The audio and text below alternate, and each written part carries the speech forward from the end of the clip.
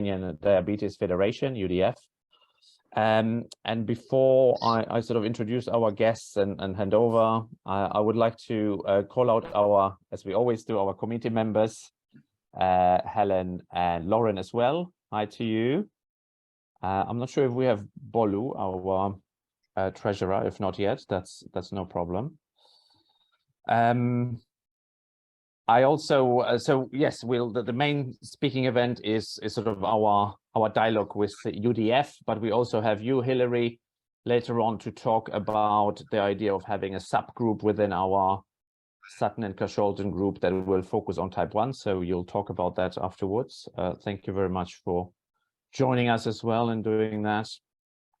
In terms of sort of admin things, we will, and I have already started recording the session, so our members will be able to consume it afterwards. It will be available on our channel. Following the introduction and my handover to the UDF team, we will sort of go through few areas, but we are also quite keen to open up quite quickly to our members for any further questions and engage in a conversation. But if you just allow me really for a minute or so, just to sort of set the context, and I suppose on a personal note as well, I have had the opportunity to travel to Ukraine twice. I've been to Ukraine following the initial invasion in 2014, when Crimea was invaded and the conflict broke out in the Donbas region. But I've also had the opportunity to travel to Ukraine very recently, in fact, a couple of weeks ago, where I visited the south of the country, Odessa and also Mykolaiv. And I suppose during both of those visits, and there is obviously so much to tell, but you're not interested in, and obviously my recollections is all about the UDF, but my takeaways were that it's just so easy as an onlooker, as a visitor, to actually think that life appears quite normal in Ukraine. You know, the traffic, the shops are open, one can be in cafes and restaurants.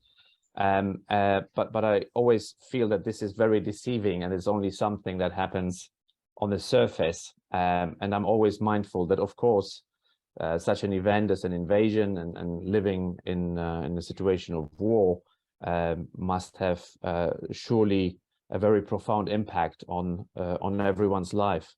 And that is when it comes to transport, education, the economy, employment, but of course, healthcare as well. And I suppose that is the connection to today's event, to say, you know, we who talk and think about diabetes in our own lives, you know, how is it to actually live with diabetes in those really exceptional circumstances? And so we're very grateful for your time this evening, our UDF members and colleagues in the Ukraine to join us. And so if I can sort of hand over to you, Valentina, the chair of the Ukrainian Diabetes Federation. But as we said earlier, we have also other members. We have Kirill with us, we have Anatoly and Oleg. So good evening to all of you. And I'll hand over to you for an introduction, if that's okay. So Valentina, over to you. But Martin, excuse me, please. Firstly, some words about your organization, because I understand clear what you are, but my colleagues would like to know some words about your organization, about Diabetes UK. Maybe it's possible. Yeah, most certainly. So from a Diabetes UK standpoint, we are an organization that is federated across all of the United Kingdom. We have regional dependencies, if you will, regional offices. And the way how we are structured, we have a very lean management team that is essentially governing, setting the strategy, you know, working in marketing, etc. Research at a sort of top level. But then actually we rely heavily on volunteers, and the way how the volunteering groups are structured, they are very localized, and we are not different. We, when I say we, this is the Sutton and Carshalton group. We represent a chunk of London, and essentially are here to service and bring together people with type 1 and type 2 diabetes in this particular part of Southwest London. Я буду команды давать next. And if I just finish off quickly, we have around 50 members in our group, but actually have seen also people joining our events, certainly the virtual events from further afield as well. Okay, thank you. And Oleg, please, next slide. Do you know that the center of Europe situated in Carpathian area in Ukraine? And do you know that Ukraine is a huge country? We have big territory, bigger than the United Kingdom, but population is smaller. Next slide, please. Last year, Ukraine covered by war. And people with diabetes has two war. They struggle on two fronts. I would like to present you a first-hand account of the situation from Natalie Kosheva, head of the endocrinology department at Mykolaiv Regional Clinical Hospital. Next slide, please. This is video. Oleg, please switch on video. This video shows the situation in Mykolaiv. Mykolaiv is city on the southern Ukraine that has suffered the most from the Russian army. Part of the region was occupied and now liberated, but bombing continues. Some hospitals have been destroyed. Natalie, parents are people with diabetes type 1 and type 2, those who have been diagnosed for the first time, temporarily displaced person, residents from Kherson region. This is neighbor region of Mykolaiv, and people need support too. Next slide, please. Oleg. On the 24th of February, Natalie's daughter were traveling to Bukovel Carpathian Mountain. She opened Facebook at 4 a.m. and said, "They are bombing." The war beginning. Shock. Where could she go if her beloved husband and dog stayed in Mykolaiv? And of course, patients and work. And they came back. Their car was the only one driving to Mykolaiv, towards thousands of people who were driving away from bomb. Следующий slide. Next slide, please. Natalie and her husband, Yuri, a vascular syringe at the same hospital, never left their post at any moment. And she keeps in touch with patient 24/7, both by phone, through personal messaging in Viber, Telegram, Instagram. Also, they created Viber groups where communicate with doctors and patients. Next slide, please.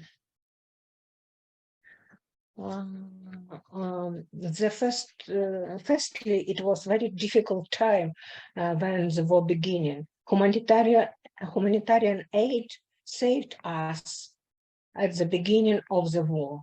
Aid was coming to Ukraine from abroad, from the western region of our country. It was sent to us by ordinary people.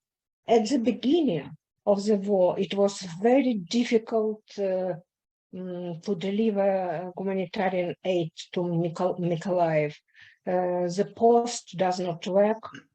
It was a huge job to find a driver who would agree to take the humanitarian aid to corridor to Mykolaiv. But we managed it. And Kirill and his team really helped UDF to cope with an impossible task. We continue to cooperate with this team now, but in a completely different area. Kirill will get a floor after my presentation. The next slide, please. And one more. Oleg, next slide. This is about Kirill project. And the next slide. One more. Еще один, Олег. This is eyes of our people who are suffered by war, and click one more. Нажми еще раз. And this is eyes of the boys who protected our people from Russian army. And some of our boys are on the first level of the front. These people with diabetes are very strong and brave, and we all time watch for these guys. The next slide. Maybe you know that there are a lot of people after any stress situation who has diabetes. The American army said that after Vietnamian War, they have twice more people with diabetes than in ordinary population. The same situation we have in Ukraine. We have some screening in one of the military hospital, and the data is dangerous. Next slide, please.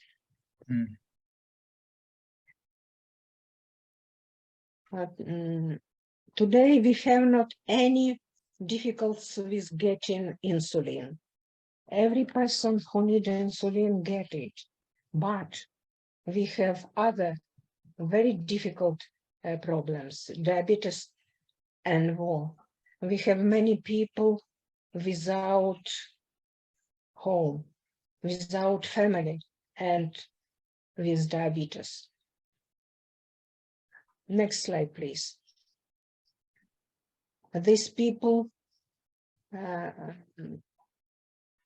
have a lot of problems. And next slide. Old people. There are a lot of old people who need our support. We have tried to do all the best for those who really have big trouble. But I have a dream to create a rehabilitation center for a long, fulfilling life for people with diabetes, for those who have no roof over their heads, no family, who are left alone with diabetes and they have amputation. They should get hope for socialization and even get an education for a new profession. They must to live, not survive. And of course, we have a lot of different problems. I would like to see medicine, test strips, pumps, other supplies for both type 1 and type 2 available always in our country. And I am sure, I believe that it will be. And of course, we need education. Diabetes schools should be open and provide with everything necessary to training. Next slide.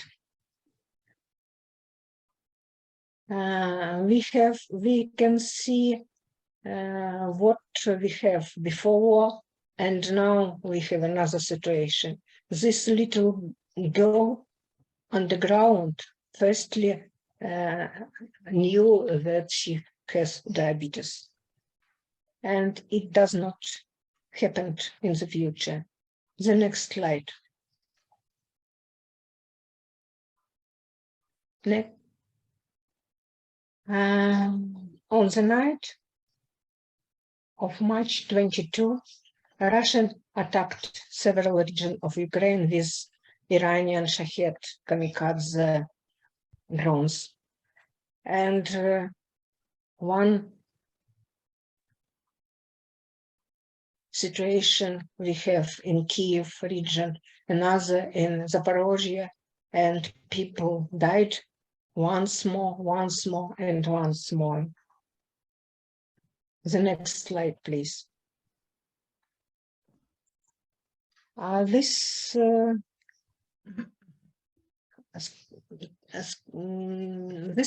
is present of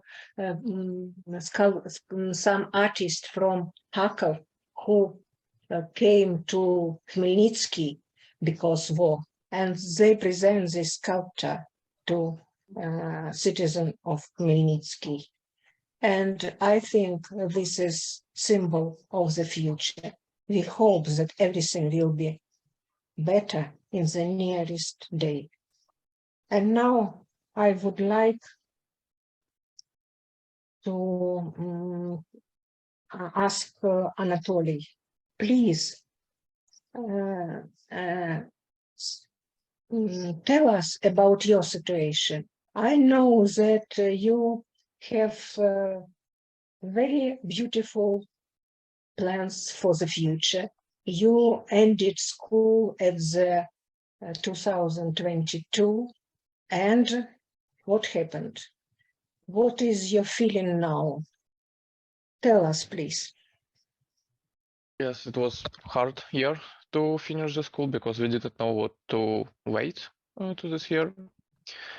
And fortunately, I take my exams, and now I'm in medical universities, and I'm planning to be a doctor. But unfortunately, I don't know the future, and I always need to have some variants, not to study in Ukraine, but find other variants in Europe and in the UK.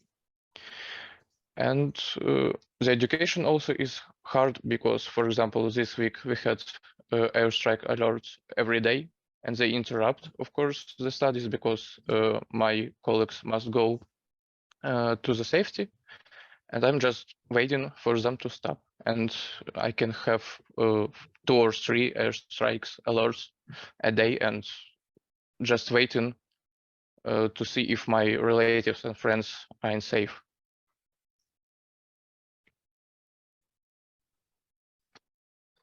And what are your plans for the future? Are you planning to come back? Yeah, of course, it's my dream that war stops and I come back to Ukraine because I really love my country. It's really hard to me to stay here because I like Wales and I like UK, but Ukraine is better for me, and it's like really hard to stay here and seeing all the people suffering in Ukraine and all my friends suffering and not seeing them for almost a year. My grandparents, all my relatives, except for my father and mother. So yes. Oh, thank you very much indeed. I understand you clear, because to be alone, even with parents, for young men in your age, this is difficult to have not contact with the friends. I hope to see you in the nearest future in Kiev. Yeah, I also hope to see you. Thank you. Thank you for communication. And Kirill, now I would like to introduce you as our friend, a member of the board of Ukrainian Diabetes Federation, and please take a floor. Yeah, thank you, Valentina. Hello, colleagues. We started together with Valentina, I think, a year ago. So we have a first discussion about our common project, See the Colorful World 2. I think a month before war started. We just discussed it about to enable mass screening based on artificial intelligence, because my background in IT and cybersecurity. So my aim was to develop a solution to enable a mass screening without doctors. We cooperate with Filatov Institute. It's the biggest eye care institution in Ukraine on this idea, and the diabetic retinopathy. We see that it has a huge social effect, especially in Ukraine now. As I said, that's a month before war, we started dialogue with Valentina about this project. And when the war started, we understand that such project will be more demanded now, because a lot of infrastructure was destroyed, a lot of doctors was moved outside of Ukraine, a lot of people was internally displaced inside of Ukraine, and so on. We decided to continue our project, and moreover, we started a free mass screening in the Chernivtsi region. It's almost the west region in Ukraine, where is the most safest for now. So there are a lot of refugees there, a lot of internally displaced people there, and as we have one touching story about a lady from Nikolaev region, because she moved to Chernivtsi, and through our screening, we firstly time discovered for her diabetic retinopathy, and this is let's say like a proof of our idea that due to the lack of professional access to healthcare in the rural area, in the area where the facilities or healthcare facilities destroyed, it's a hard access for timely treatment. So we now running. We plan to, until the end of the Q2 of this year, screen at least 6,000 people. And to prove that the artificial intelligence can be used for the mass screening to do it affordable and accessible for everybody. So our my big idea to make a screening or screening point next door to each house. So when people are just came to the closest pharmacy, optic retailer, or whatever, take a fundus photo and get a check for the diabetic retinopathy, for example. And yeah, and now we are together with Valentina and Ukrainian Diabetic Federation and Filatov Institute running this proof of concept in the west of Ukraine, and now we are thinking to expand it more to help more people. Thank you very much, Kirill. I think our project is very promising, and now we are thinking not only about war, we are thinking about future. We preparing project which named Prevention Diabetes Type 2, and we communicate with our administration, and I hope when we have claim time, we will prepare in this program, we will ready this program, and we realized our plan. This in the same time as for screening for retinopathy, we are planning to make screening for early recognition of the early diagnostic of the type 2 diabetes, and so on. The main our task, I think, statistic. We have not enough epidemiological data, and so this is the biggest problem, because without data we can't understand the situation and we can't do anything. So this is short, brief presentation of our Ukrainian Diabetes Federation. We are working many years, and on the early beginning, we started with twinning problem with Diabetes UK, and this project of the diabetes retinopathy screening started many years ago when people from UK came to Ukraine, and we have presentation of Eva Connor. She is mother of this screening of diabetes retinopathy etiology, and many others interesting ideas were coached by us, and we make a big progress. And I hope that in the future we can communicate, because we watch for development of Diabetes UK, and I hope that it will be useful not only for us but for your side too. So thank you for attention, and thank you for listening us. Well, thank you so much, Valentina, Kirill, Anatoly, and Oleg for your presentation, for actually bringing to life your organization, but even more importantly, the situation in which you find yourself in, talking about the challenges and the impacts on sort of everyone's life in those tough sort of months and weeks in the history of Ukraine. I think we should open now to our members for any questions, any observations as well. If you want to come in, wave your hand, whether it's your real hand or your virtual hand.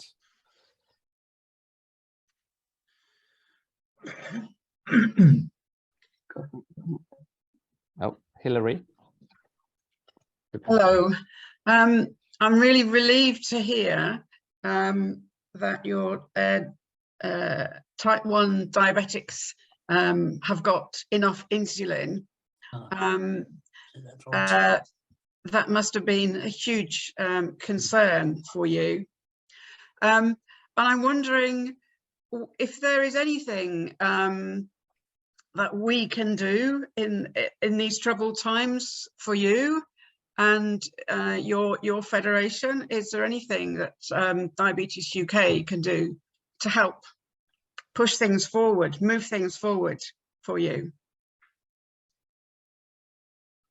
It's a very difficult question, because I said about our problem, and it depends on you. Maybe we can choose some field and can to spread knowledge about how you can struggle with this problem, because the problem, we have the problem that you have in your country, but we have another resources, and this is why we are looking for the project like digital project of Kirill, because it is cheaper, quicker, and more effective. So maybe you know that we have in Ukraine very good developed IT direction, and so we try to make contact for doing that. Maybe it will be useful for you, for your country, to looking for our interesting innovation in this field. Maybe we can be useful for people with diabetes in the UK. And of course, we need resources, because every direction, every topic needs these resources. And now our country is maybe the poorest country in the Europe. It is very funny and very strange. We have very beautiful, very rich country, but our state is the poorest state in the Europe. That's what I can say. Can the patients with diabetes, do they have access to their doctors to discuss problems, issues?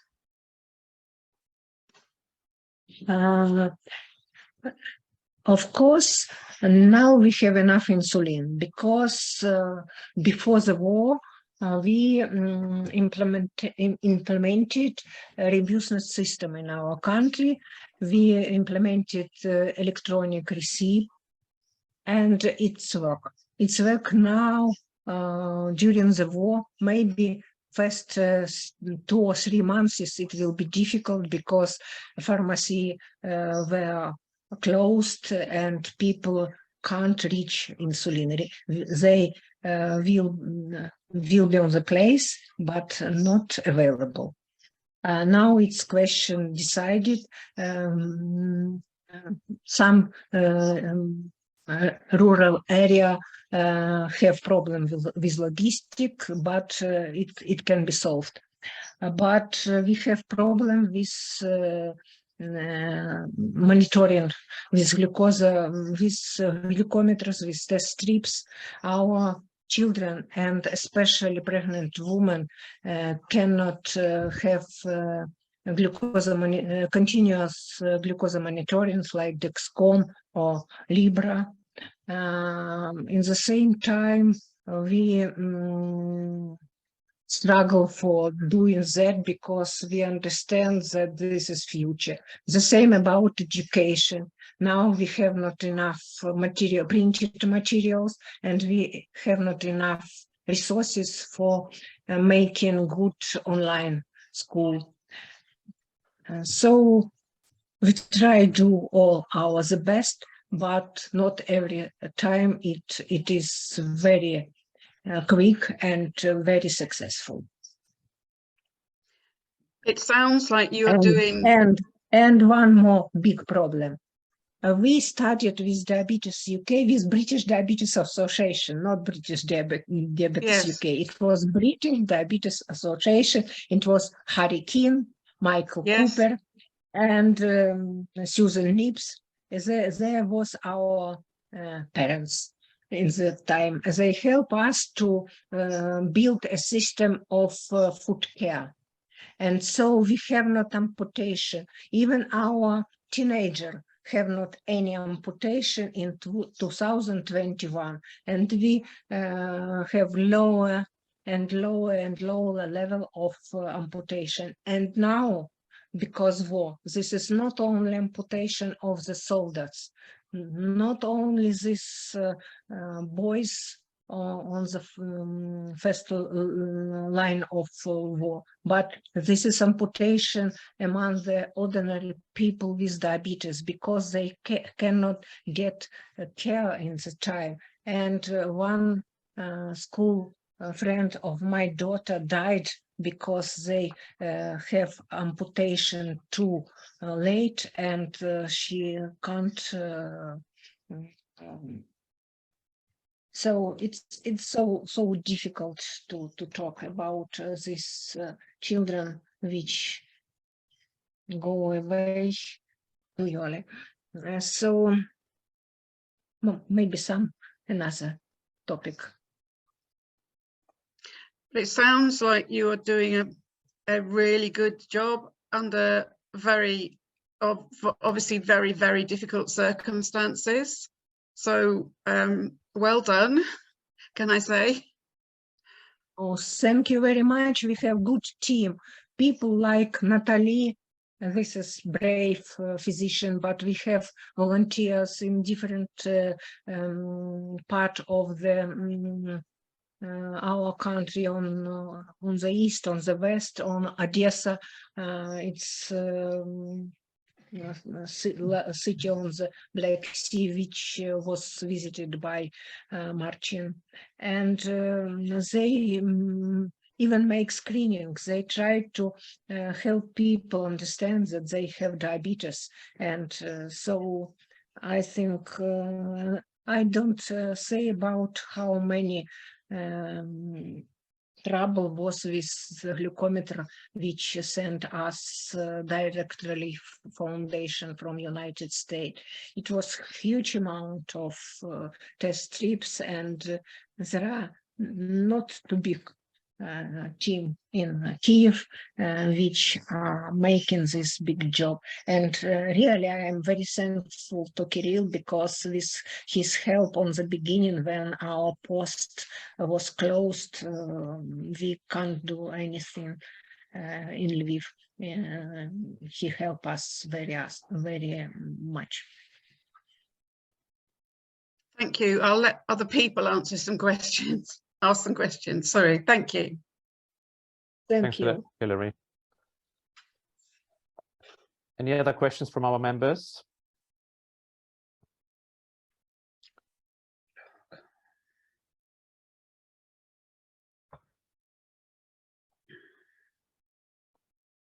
In which case, look, I'm dying to ask one question. So it was really insightful to hear about the situation in Mykolaiv, because that was the place that I've been able to visit recently. And yes, you talked about the damage to infrastructure. I've seen that damage to the sort of main local government building that has been across the media, actually worldwide last year.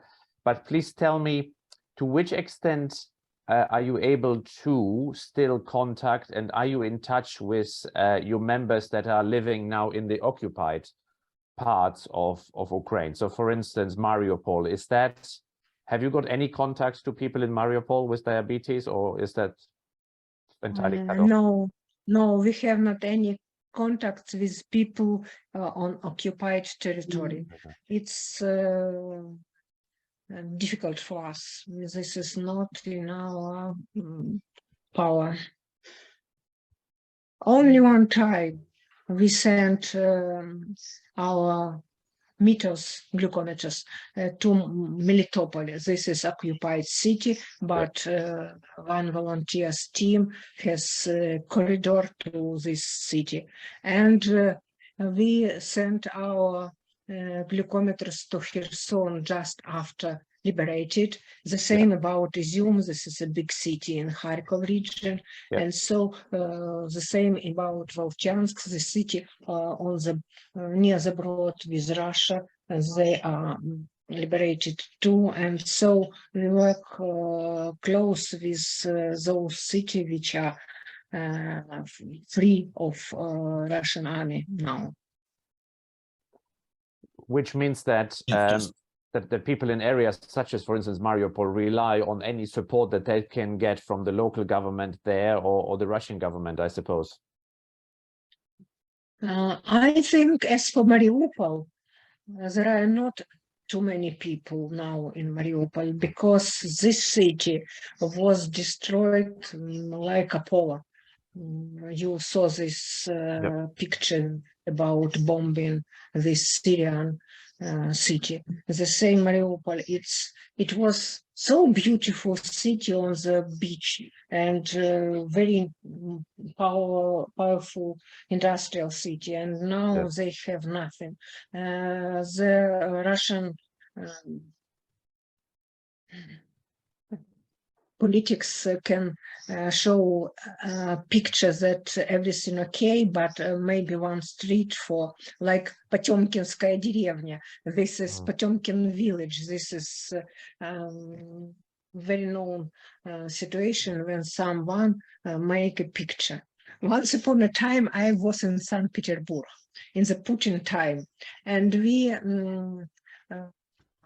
were on the ship and crossed the Neva, and we saw a beautiful building on the beach. But people from St. Petersburg said that this is only a front of, and the back side is dark and destroyed.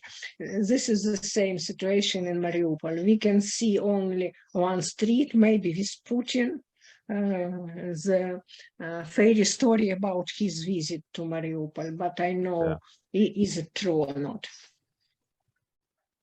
It is unbelievable situation. I can't understand even now after a year with war. I can't understand how it can happen.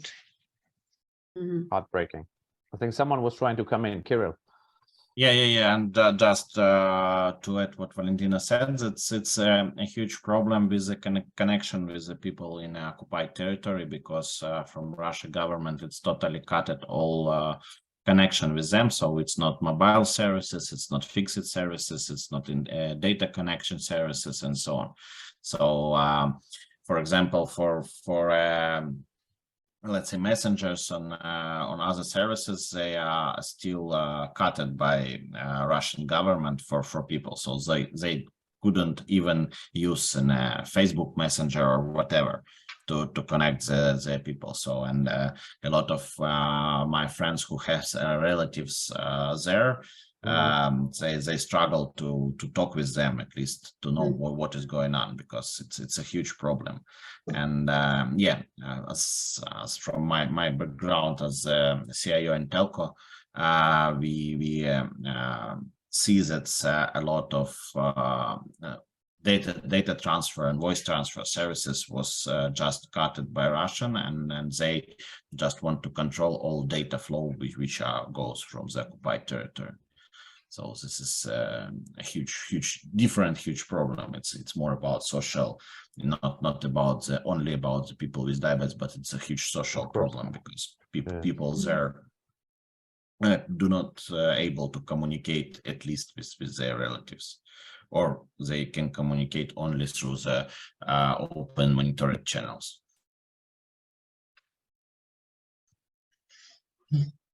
Thank you. Have we got any other input, any other questions from anyone? I was going to ask a question, but the answer has already been given. It was about how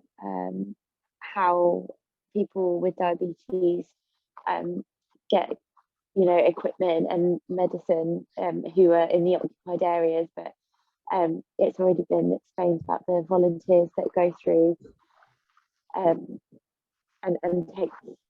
take things to the people living there. That must be really challenging, and especially when you don't know how many people are in the occupied areas, how many there are living with diabetes and aren't getting the access to the care that they need. Yeah, it must be an awful situation.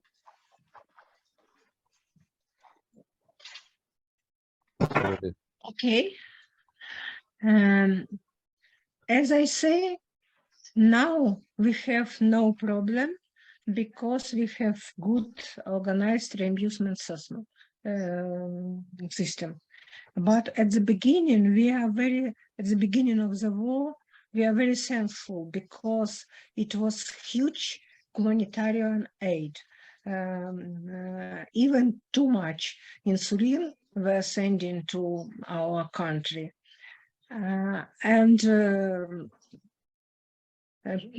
Of course, first day, people which have not any insulin in refrigerator has problem. Of course, we help each other, and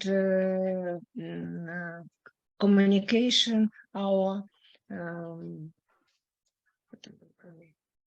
big helper, because when someone called to physician, to their diabetes colleague, to volunteers, everybody help.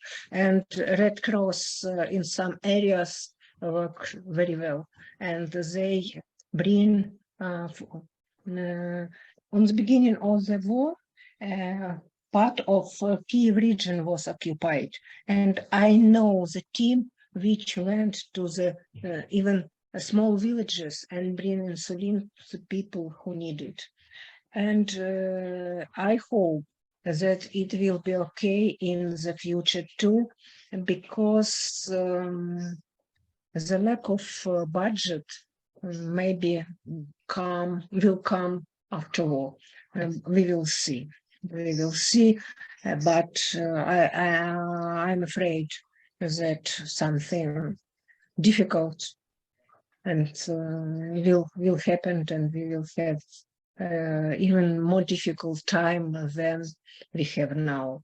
It is funny and interesting because we make survey and we questionnaire. We ask people which have our strips and we have their telephone. We call and ask, would you like to say something about situation? And 50% of these people said that situation with diabetes care better in this year 22 than it was in 21 before, because many humanitarian aid, because physicians which are on place work too much. They are so brave, and this is a very difficult job to be a doctor during the war.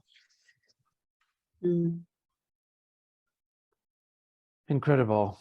So look, unless there are any sort of final comments, I think once again to you a big thank you for tonight, for being with us, and actually being so open and sharing and bringing to life your experiences during that really extraordinary time. I think it's fair to say we admire your resilience, and actually the takeaway that I certainly have with me from tonight is your point, Valentina, around the creativity, and that actually one day other regions in the world might actually benefit from the sort of innovation that you are now bringing to life with your team, and that is, I think, what we humans are quite good at in those extraordinary times, to actually come up with new ideas and new solutions to severe problems. So really quite fascinating. We would like to finish off by saying that we, as a local, relatively small group, would like to donate £300 to you, Valentina, for the good causes and the projects that you spoke about. So hopefully you can use those those funds in a good way. Thank you very much indeed. That's a great pleasure. This is what we want to do. I will also put your bank details in the chat if there is any other interest in sort of making an individual small donation, that this is possible as well. So I'll put that into the chat, but certainly on behalf of our group, we will transfer those funds to your account. Thank you very much for your warm words, not only because this is pleasant news about donation, but I'm very thankful that you listening us. This is important for Ukrainian citizens to know that the world would like to listen us and to understand the situation and to understand how brave are our people. So, Slava Ukraini! Slava Ukraini! Thank you so much for now. If you want to